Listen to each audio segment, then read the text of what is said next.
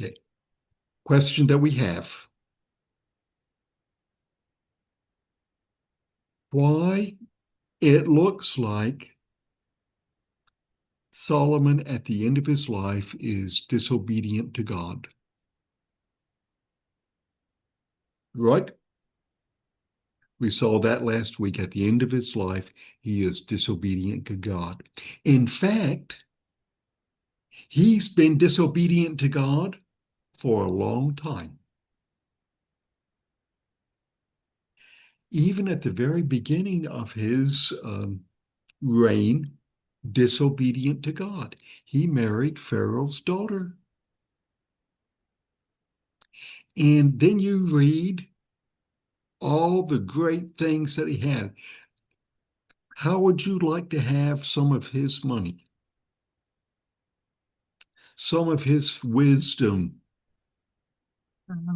some of his fame? I'm not saying all of it, just a little bit of it. And on the outward side, it looks like Solomon is doing really, really well. And then at the end of his life, I think he came back to the Lord because he wrote Proverbs and Song of Solomon and Ecclesiastes. So he says, God, I'm sorry. God says, it's okay. And oftentimes we think of God, well, I can do whatever I want. And when I ask for forgiveness, he does. That's his job, to forgive. It's my job to sin and his job to forgive. And I think if we look at 1 Kings 11, we will see that's not really true. So let's start looking at 1 Kings 11. And from 1 Kings 11 through 6, we see that Solomon did evil in the eyes of the Lord. He did not follow the Lord completely as David his father did.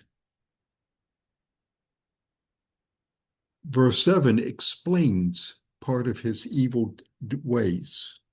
Solomon built a high place, and he did the same for all of his foreign wives who burned incense and offered sacrifices to their God. In verse 9, we see God's response. The Lord became angry with Solomon because his heart had turned away from the Lord, who had appeared to him twice. You have not kept my covenant. I will tear the kingdom away from you and give it to another one.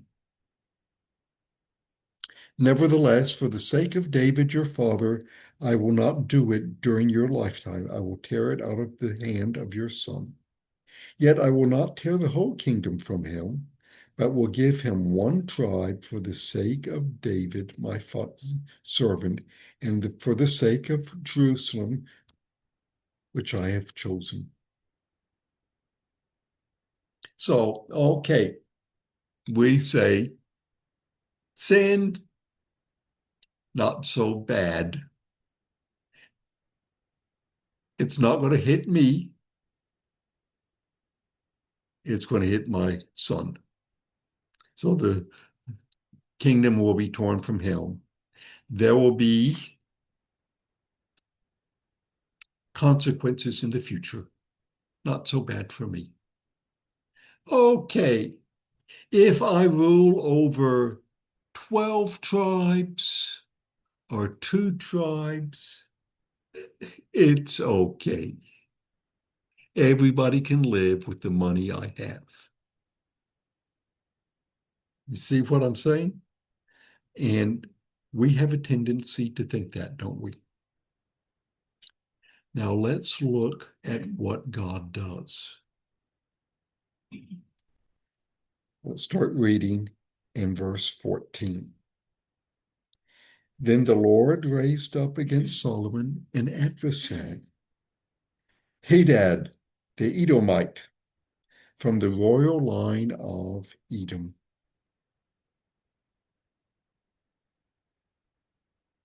Did you notice who's responsible for the enemy? Did you see that in verse 14? The Lord raised up against Solomon an adversary. Verse 17, Hadad, still only a boy, fled to Egypt with some of the Edomite officials who had served his father. They set out from Midian and went to Paran, and then taking men from Paran with them, they went to Egypt, to Pharaoh, the king of Egypt, who gave Hadad a house and a land and provided him with food. And Pharaoh was so pleased with Hadad that he gave him a sister of his own wife.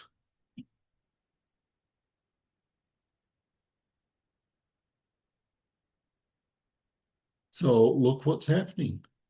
There's an enemy. And the enemy goes to Egypt. That was an ally of Solomon.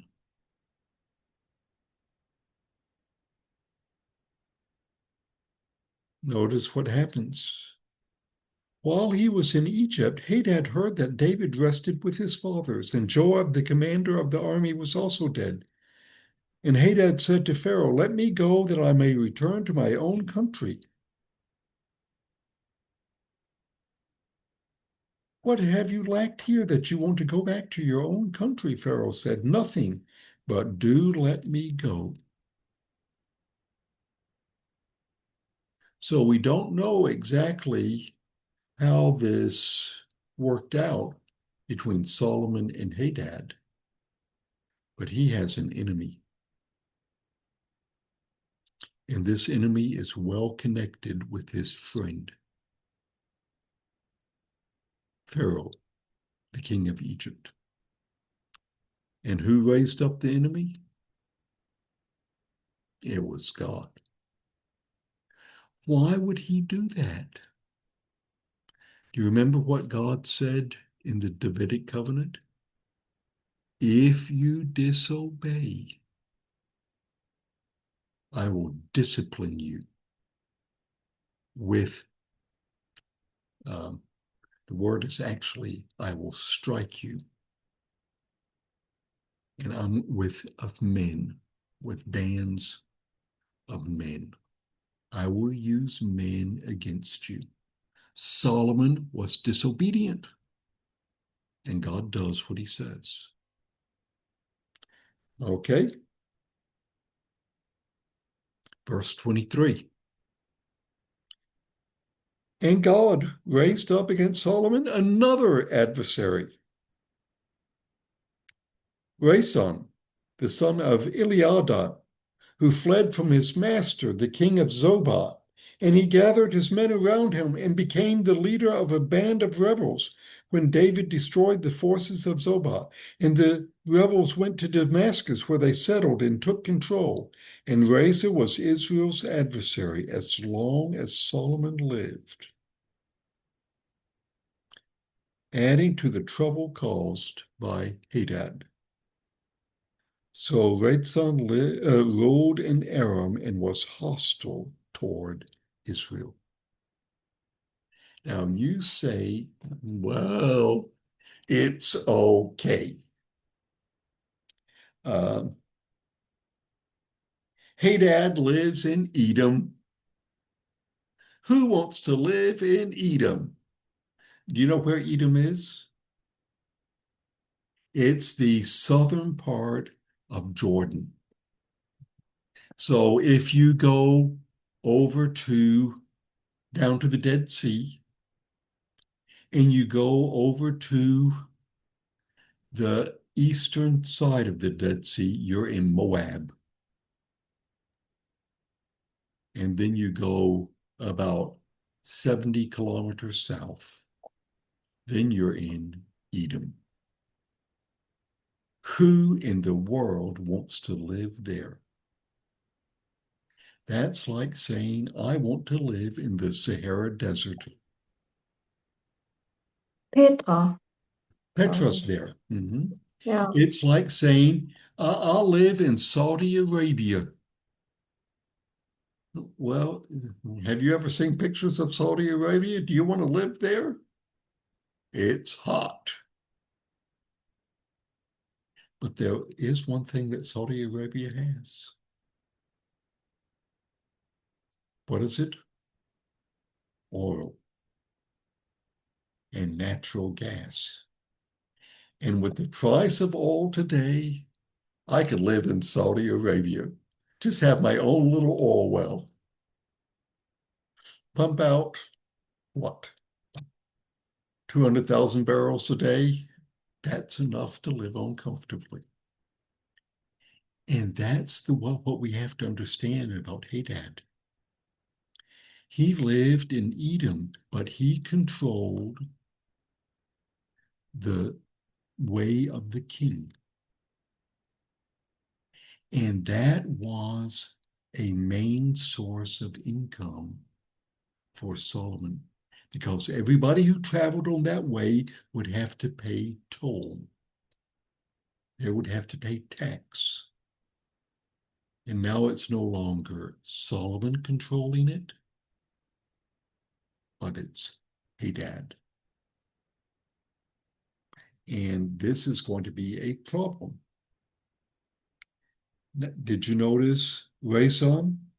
He rules in Aram. Do you know where Aram is? Notice what it says in verse 24.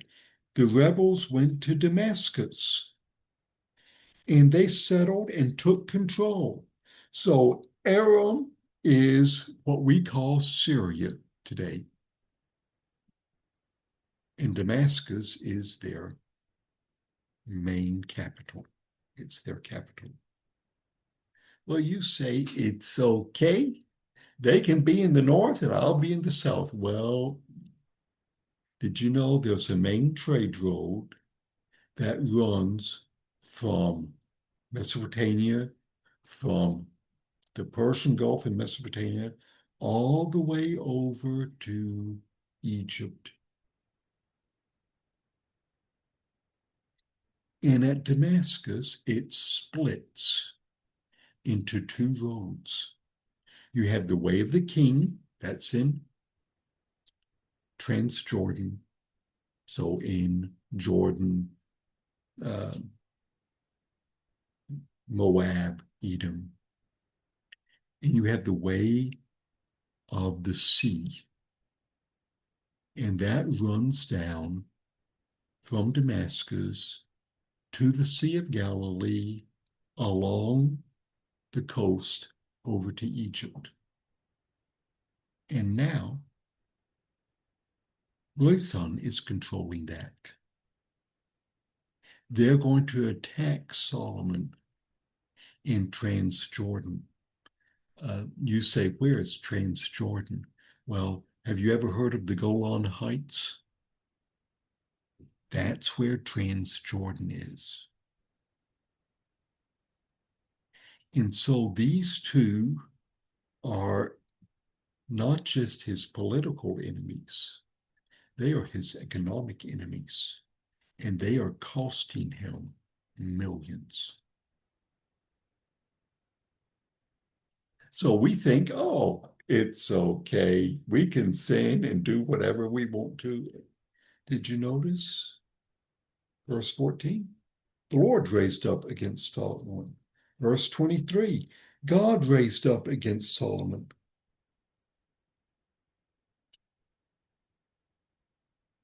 Two external foes that are causing problems. Notice verse 26. Also Jeroboam, the son of Nebat, rebelled against the king. He is one of Solomon's officials, an Ephraimite. And here's the account how he rebelled against the king. Solomon trusted him. Notice verse 28. He was a man of standing.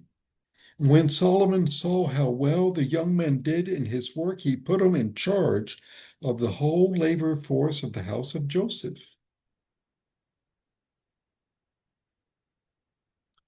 He is very successful. He's like, if Solomon is the CEO,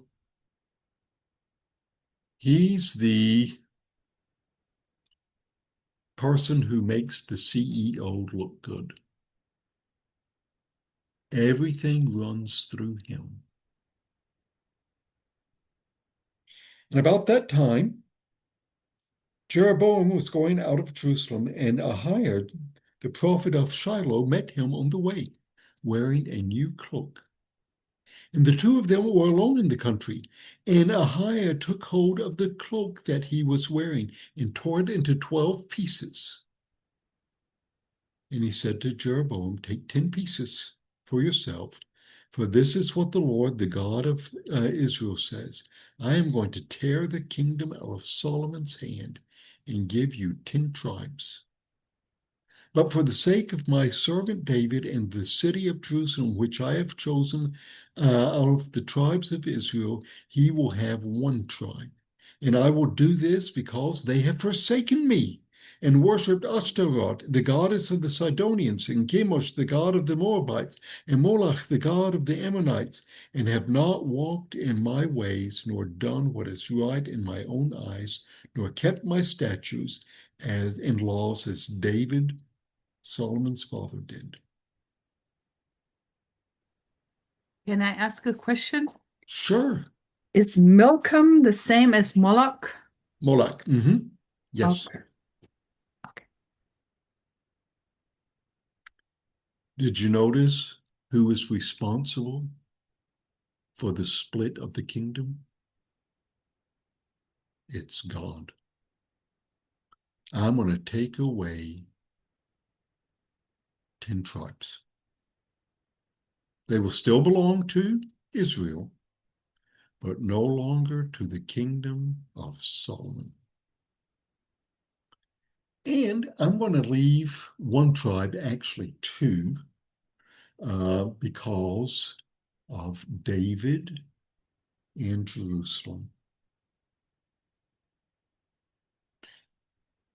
Notice what it says in verse 36. I will give one tribe to his son, so that David, my servant, may always have a lamp before me in Jerusalem.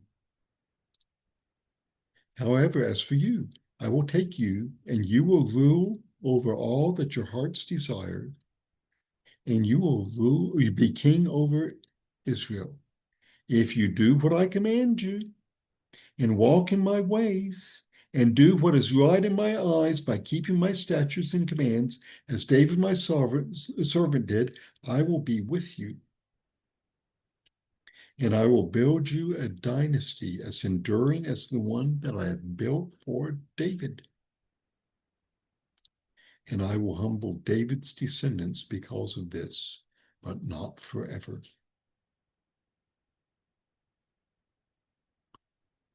And Solomon heard about it. Verse 40. So Solomon tried to kill Jeroboam, but Jeroboam fled to Egypt, to Shishak, the king, and he stayed there until Solomon's death. As for the other events of Solomon's reign, all he did and the wisdom he displayed, are they not written in the annals of Solomon? And Solomon reigned in Jerusalem over all of Israel 40 years. Then he rested with his father and was buried in the city of David, his father. And Rehoboam became, his son succeeded him as king. So, could I ask you a question? Do you think God did something in the lifetime of Solomon to discipline him? I think yes. And it cost him lots. And he tried to kill them, and he couldn't. And so sin, it never is worth it. It may look like he was so successful. Just read the last part of chapter 11. He has problems. So, Dolly, you had a question. Yes, thanks. Who is this Jeroboam, son of Nebat? Where is he coming from? How come he has such how this important significance that God is giving him 10 tribes? Who is he? Well, this is what we know about him. He was one of Solomon's officials. He was an Ephraimite. His mother was a widow. He was a man of standing, and he was very successful. So just a rich guy? Well, he wasn't necessarily rich. He was just very capable.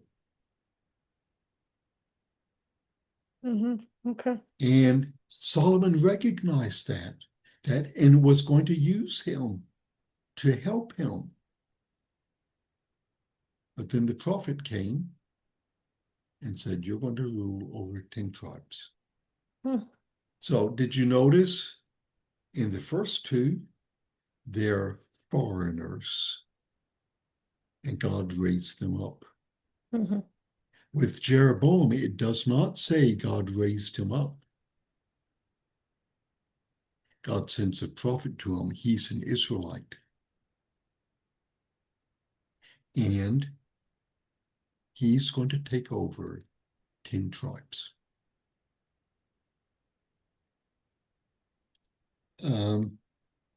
So when you look at that, that is not so good, is it? We think of Solomon as this great and wonderful king. And when you look at it, he's not so great and wonderful, is he? And he's done really bad things. When did he write the Proverbs? Was it before he backslid, or? I think he wrote the Proverbs toward the end of his life. So he kind of came to his senses again in the end? I think he came to his senses. Okay. Now, when he came to his senses, that I don't know. He started his reign in 971. He ruled for 40 years, and he died 931. Okay. In 931, the kingdom is divided. We're going to have Judah and Israel. We call it the southern kingdom and the northern kingdom. Judah is reigned by the house of David. In the north, there are, I think, 6 or 7 dynasties. None of them last very long. Basically, there is civil war for the next 200 years. The only time that they're allied is when they have a common foe.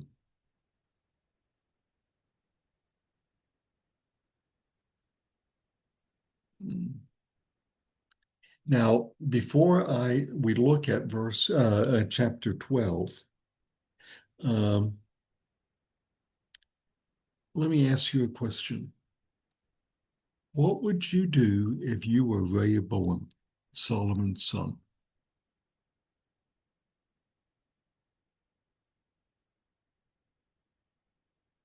Would you be like Solomon and have many wives and serve gods? No. And you know what? He was just like Solomon. He was a bad king.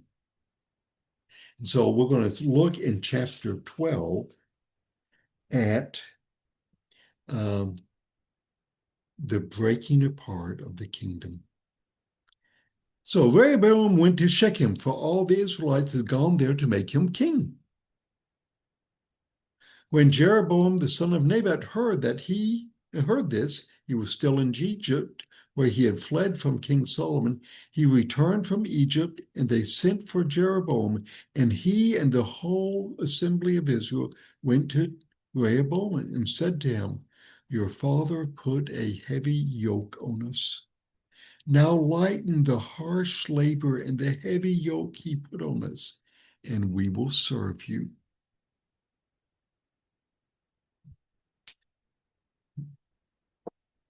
So you may say, I don't know exactly what that means. Let me remind you a little bit about what Solomon did. He took taxes. Who likes to pay taxes? Nobody likes to pay taxes. No hand goes up.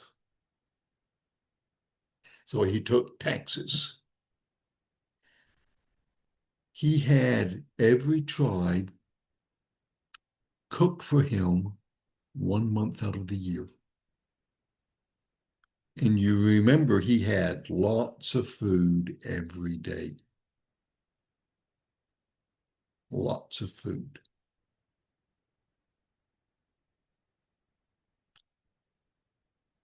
And the people are saying, hey, you're taking too much. We can't pay this. He had people work for him without pay. And the people are saying, it's too much.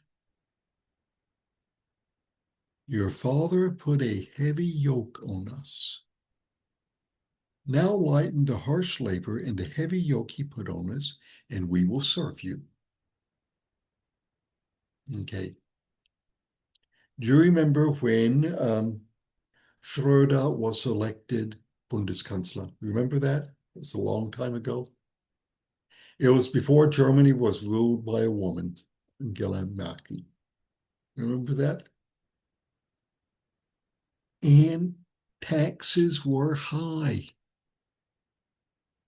People were saying, we can't pay this. And do you know what he did? He raised Kindergeld. I'm going to raise Kindergeld. And everybody voted for him. Now, he also raised taxes a little bit, not a lot, just a little bit. He invented Ökosteuer. So he put on Ökosteuer on gasoline, oil, gas, coal, wood. And people said, why did you do that? Well, I have to pay for the government. I don't want to raise taxes. We'll just add Gebühren. I wanted to write him a letter. I'll give you back the 20 euros for Kindergeld, and you give me the money back from Ökosteuer or Energiesteuer. I never did write him the letter, but it would have been a good letter.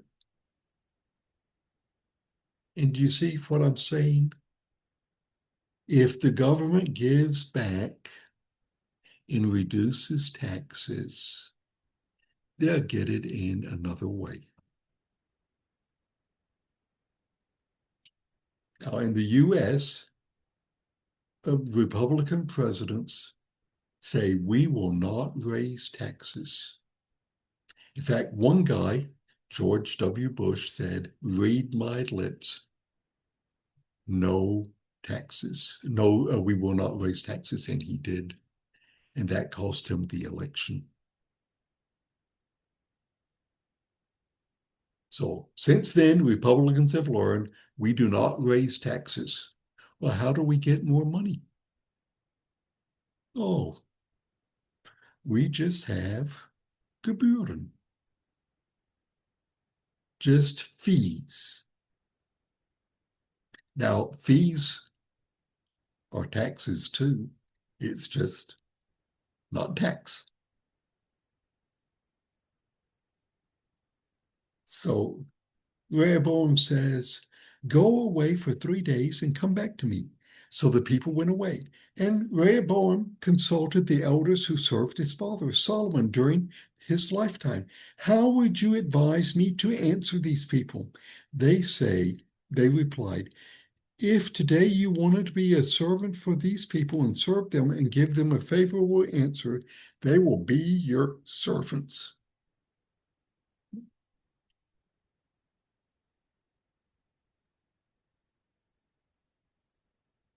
They're saying, give in. Say, yes, I will reduce the taxes. Don't worry, we'll get enough money other ways.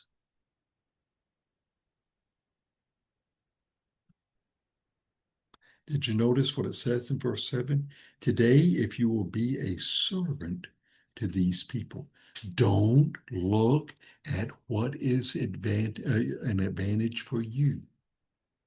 Look what is an advantage for your people. If you do that, they will serve you forever.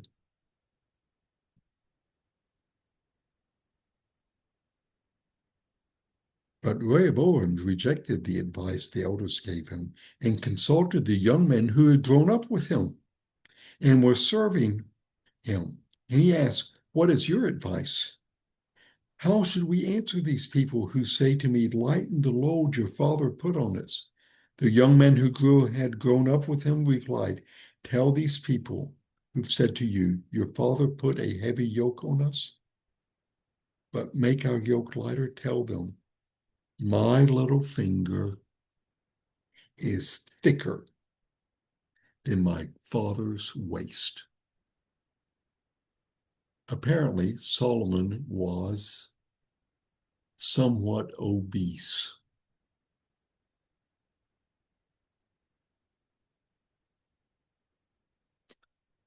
My father laid upon you a heavy yoke. I will make it heavier. My father scourged you with whips.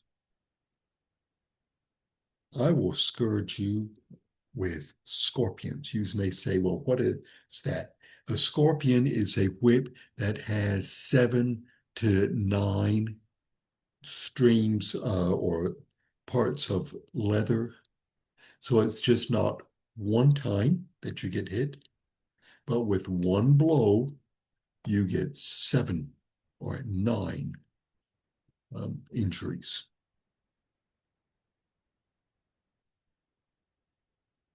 They're saying, who do you think you are, people? I am the king. You ask me to lighten the load, I will double and triple it. Just get out of here and pay me your taxes. You know, notice the older people said, just be gentle. We won't lose any money. The other people said, that's an insult that they even come to you. Did you notice they grew up with Solomon? They grew up and had all the money in the world. They were not interested in serving the people. 3 days later, Jeroboam and all the people returned to Rehoboam. As the king had said, "Come back to me in 3 days." The king answered the people harshly, rejecting the advice given him by the elders. He followed the advice of the young men and said, "My father made your yoke heavy. I will make it heavier. My father scourged you with whips. I will scourge you with scorpions." So the king did not listen to the people.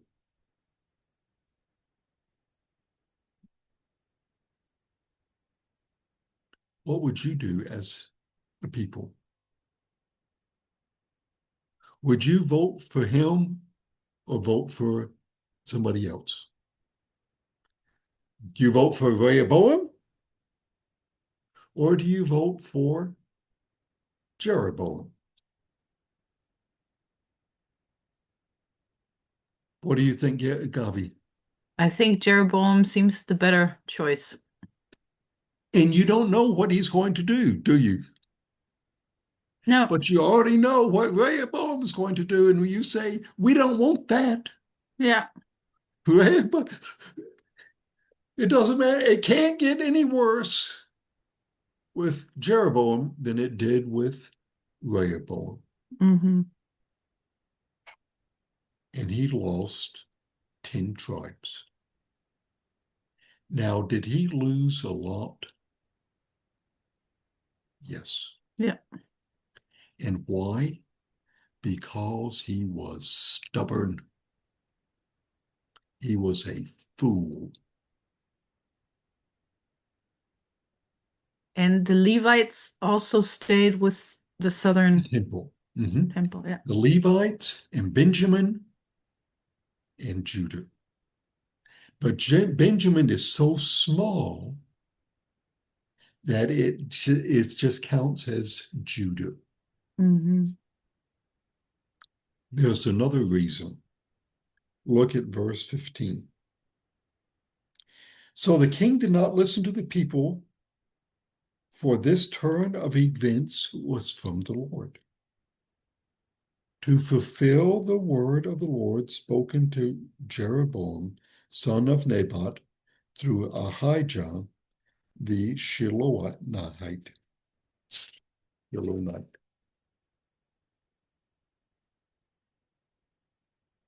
When all Israel saw that the king refused to listen to him, they answered the king, "What share do we have in David? What part in Jesse's son?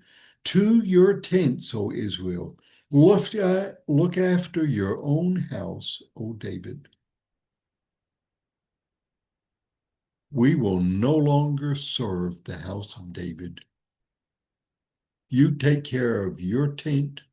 We'll go home and take care of ours." So the Israelites went home. But as for the Israelites who were living in the towns of Judah, Rehoboam still ruled over them. Rehoboam said, "I'm not going to accept it." So King Rehoboam sent out Adoniram, who was in charge of forced laborers. He says, "Even though you rebel against me, you're still going to work for me."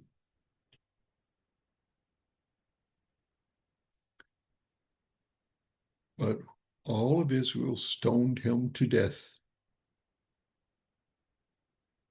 And King Rehoboam managed to get into his chariot and escape to Jerusalem.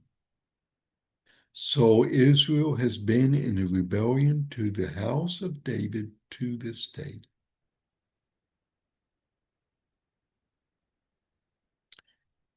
When all the Israelites heard that Jeroboam had returned, they sent and called him to the assembly and made him king over all of Israel. Only the tribe of Judah remained loyal to the house of David.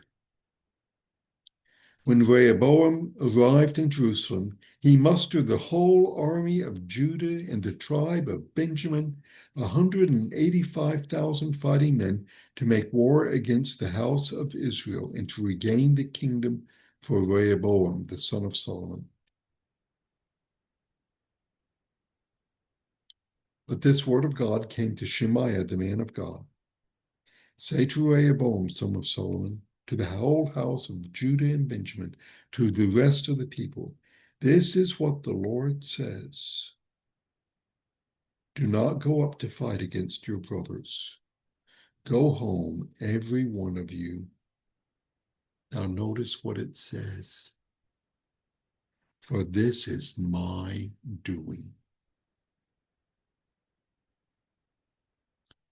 So they obeyed the word of the Lord and went home again as the Lord had ordered.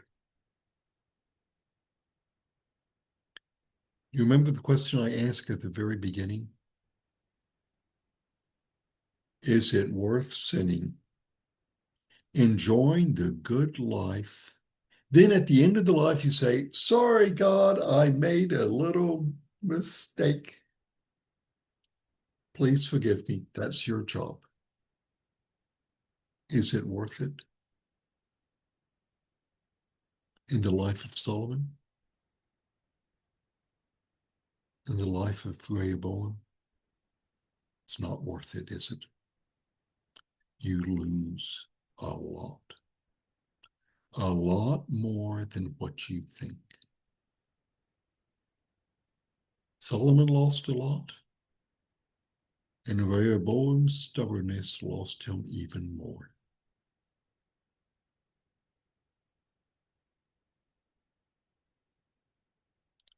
And why?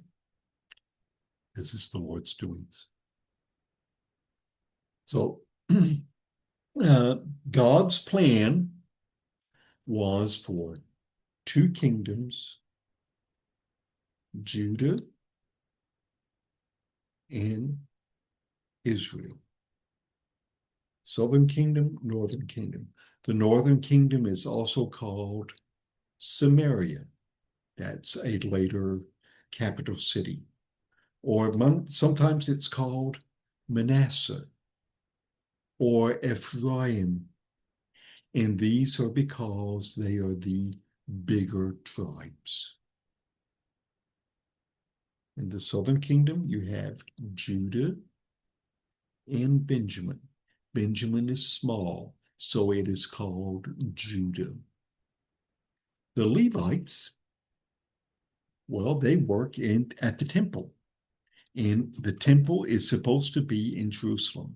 Now, you do have Levites scattered throughout the land, and they're supposed to teach the people to follow God.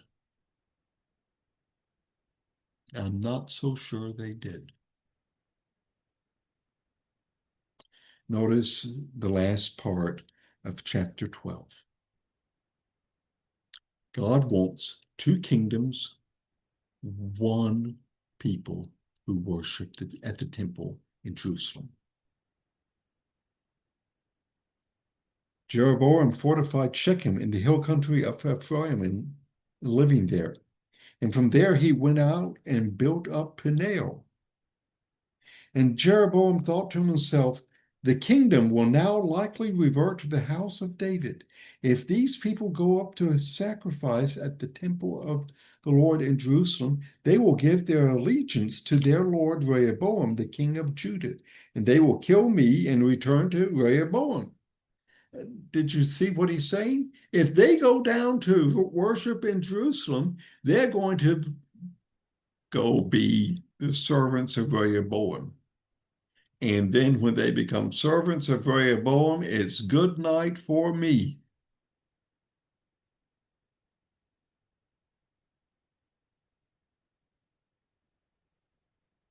What did God promise Jeroboam? If you are obedient and you walk in my ways, I will give you a kingdom forever. You saw what I did to the house of David. Do you remember how he described that? He humbled them.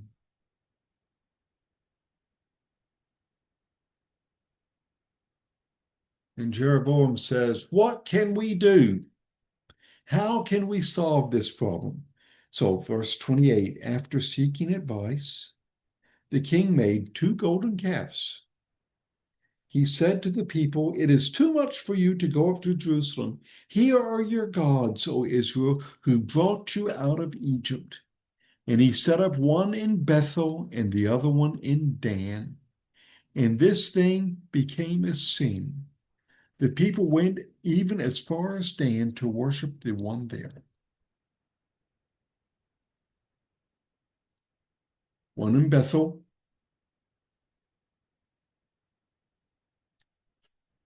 25 kilometers from Jerusalem. And the other one in Dan, up in the very northern part of the kingdom. Why go to Jerusalem and worship God there? That's a long way. Just worship him here. These gods, did you notice? They're golden calves. Have we seen a golden calf before? I mean, you think, how stupid can you be? I mean, why didn't they think of a different type of a god? I mean, Yeah, we've seen them before. You remember what happened to the golden calves? They got ground up. You know, there's more to it than that's going on than just the golden calves, because what he's trying to do is synchronize the religions between the Canaanites and between Israel, because Baal is portrayed as a calf or a bull. And he's saying, the Lord, the God of Israel, is the same God as the God of the Canaanites. And we're going to marry the 2 religions. We're going to have Christianity and Islam all together. We're going to have Christianity and Hinduism all together. It's all kind of the same. Notice what else he did. He built shrines on high places and appointed priests from all sorts of people, even though they were not Levites. So you remember what we talked about in Kings? The king is supposed to keep the people from worshiping at these high places, at these foreign altars. He's supposed to bring them to the place that God chooses his name to dwell. And he's saying, no, no, no, just worship wherever you want to. We're not going to be so conservative and say we have to have Levites. If you want to be a priest, that's okay. I'll make you one. Everybody can do whatever they want to. He instituted a festival on the 15th day of the 8th month, like the festive held in Judah, and offered sacrifices on the altar. This is what he did in Bethel, sacrificing to the calves he had made. And at Bethel he installed priests at the high places he made. And on the 15th day of the 8th month, a month of his own choosing, he offered sacrifices on the altar he built at Bethel. And so he instituted the festival for the Israelites and went up to the altar to make offerings. Did you see the reason he does that? Look again. The kingdom will now likely revert to the house of David. If I let them go down there, they're going to kill me. So we're going to make up our own religion. It's not going to be too far off. We'll still have the God who brought us out of Egypt. We'll still have sacrifices. We'll still have festivals. It's just going to be a little different. Not too much, just a little bit. And that leads me to make one final comment.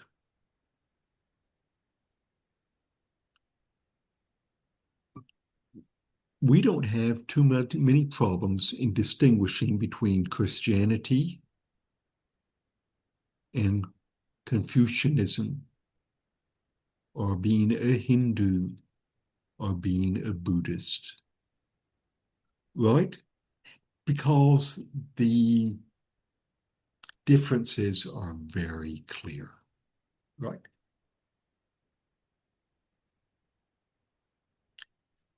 But I have more in common with Islam than I do with even liberal Protestants.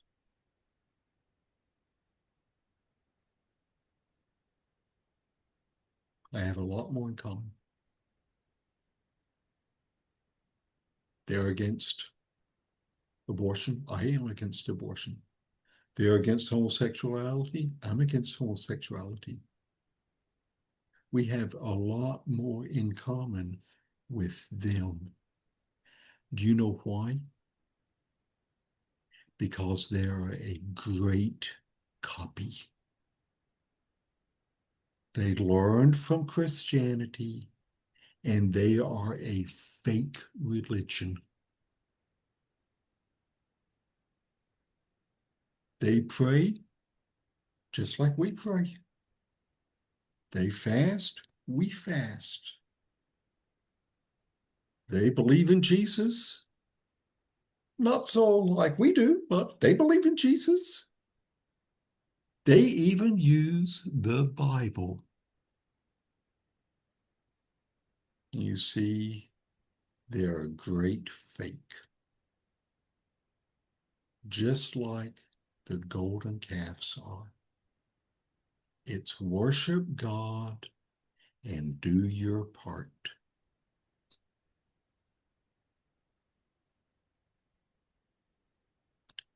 And that is appealing and dangerous. Okay? See how it works? Satan is a master at copying the good revelation and changing it enough, but keeping a great part of it to trick people. One last thing. You know what God did for the golden calves? He ground them up. Hosea says he turned them into splinters. And then he threw the splinters in the water and they just floated away. Actually, chapter 12 seals the downfall of the nation of Israel. It just happened 210 years later. God was so patient. He gave them 210 years to give up their idols. They never did. Good. So, Dolly, you had a question. Yes, thanks. I'm not understanding how can all these people follow Jeroboam where he's not even a king or anointed king and He is anointed. as a king? Mm-hmm. Prophet came to him and said, "You're going to be the king." Now, it doesn't say, he doesn't say that he is anointed, but the prophet is the one who proclaims it. And the people just accept this? I mean, People this accepted it. prophet is this somebody important? I mean, Apparently, this is the only time we hear about him. because they seem just to follow him or accept him Hmm. as a king, like, Yeah, and he's not even from yeah, David's family. yeah. It's really But, surprising. oh, it's kind of like Saul, isn't it? Isn't it kind of like Saul? Chosen by God, Mm. anointed by him. If you obey, I will do this for you. And what is his problem? His heart. What is Rehoboam's problem? His heart. What is Solomon's problem? His heart. Yeah. So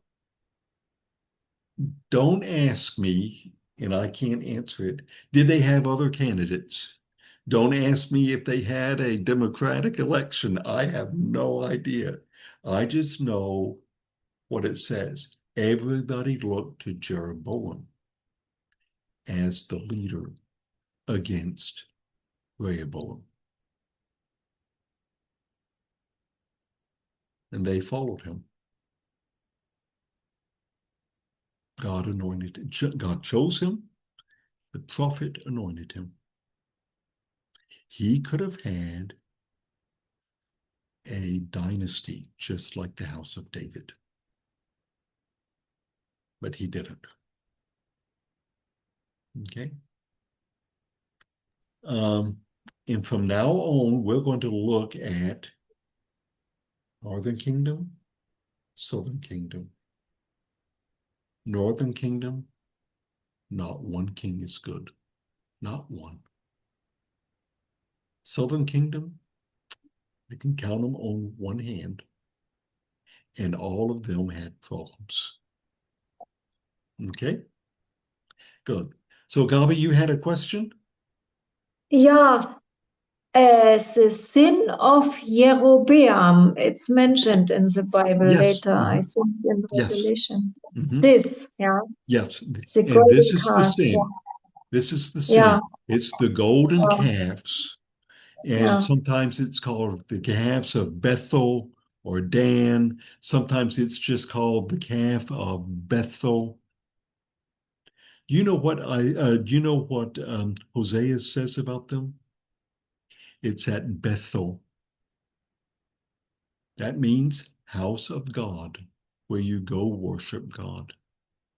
And Hosea calls it Beit Avon, house of sin. Because when you go to worship God there, you're actually sinning. And I think Hosea is exactly right. They are yeah, sinning. They worship there. yeah. And you said it's 25 kilometer from Jerusalem. About 25 I kilometers from think Jerusalem. so. I think if the weather was clear, they saw Jerusalem. Yeah, probably. So, Yeah, probably. yeah, And this is where, I don't know if you remember Gibeah in the book of Joshua. They're the Hivites. And they came yeah, and made a covenant with Joshua. They tricked him. And this is where Bethel is. So that's why the kingdom split. It's right where the Hivites lived. And it is the the golden calves of the northern kingdom are going to be a big problem. Now, this is what I would say. How stupid can you be? Solomon was the wisest fool who ever lived. He was stupid. Built a great temple and temple for idols.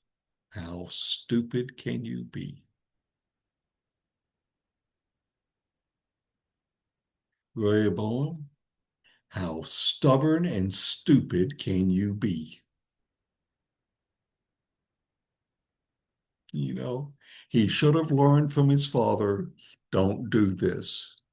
And he was stubborn and stupid. And Jeroboam,